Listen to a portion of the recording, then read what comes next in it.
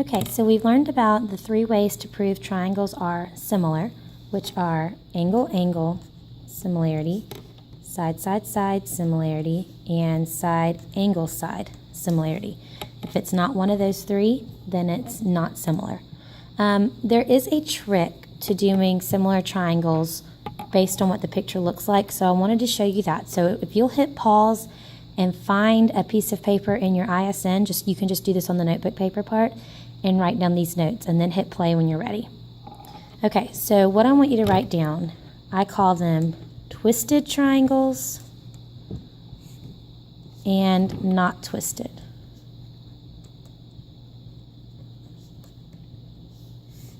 Okay, so with similarity, you're going to have some pictures that look like this. Okay? And if you label these points A, B, C, D, E,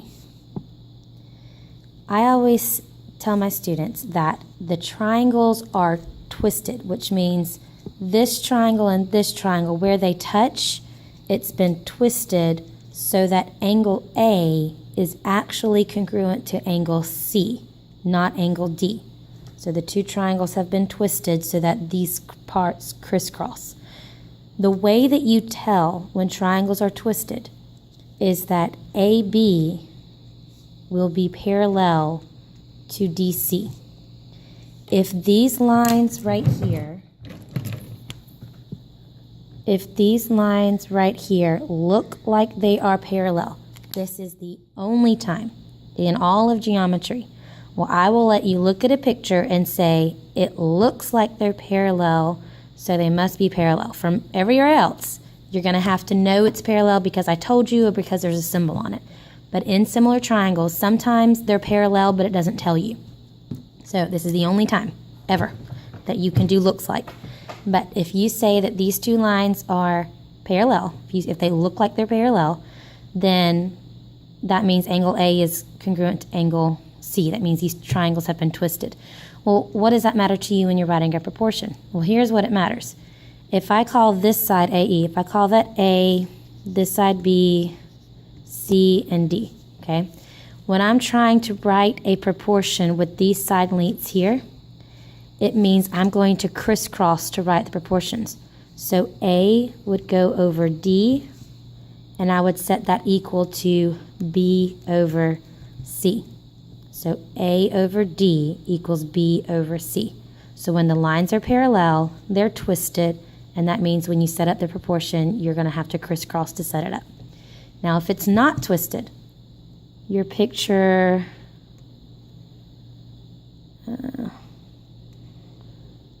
can look like that, okay?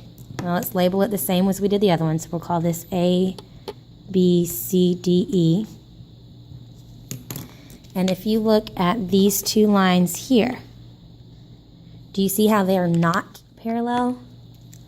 So this one is not parallel, okay? Which means angle A is congruent to angle D. So if they're not twisted, they've just kind of been like flipped over. Like remember when we did reflections and we said they're just flipped over? That's what it is for being not twisted. A would be the same as D. So if I label this side A, this side B, this C, and that side right there, D, I squeeze that in. So this side is D right there. So A, B, C, D. When you set up the proportion this time, you're going to put A over C. See how I'm just going straight down? I'm not crisscrossing.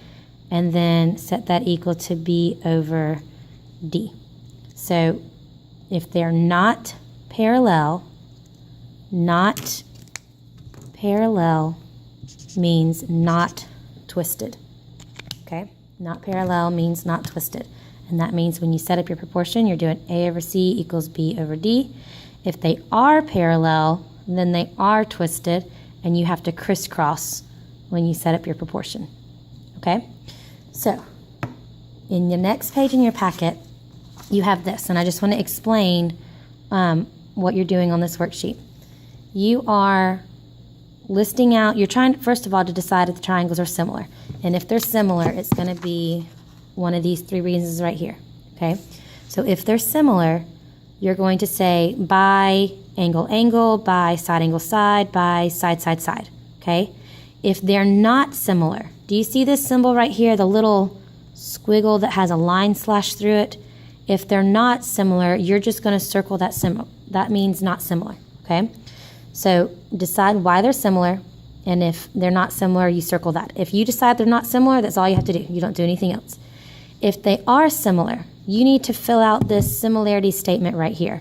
Triangle RST is similar to triangle, and then you need to put the letters in order, just like we did in congruent triangles when we had, like, you know, the triangle cat and the triangle dog, and all the letters had to be in a certain spot. Same kind of thing here. So if you say triangle RST, you need to figure out how RST matches up with this triangle here and put the letters in order. Down at the bottom, it says little to big ratio. This picture doesn't have any side lengths, so you don't have to do it on this one. But over here, do you see how this one has side lengths? You're going to need to write out what the scale factor is from the little triangle to the big triangle. So from little to big, write out what that ratio or that scale factor is between the two triangles, okay? If you need help with this, let me know. There's a couple of typos on this, like number 9, it says triangle ABC, and there's no triangle ABC on that.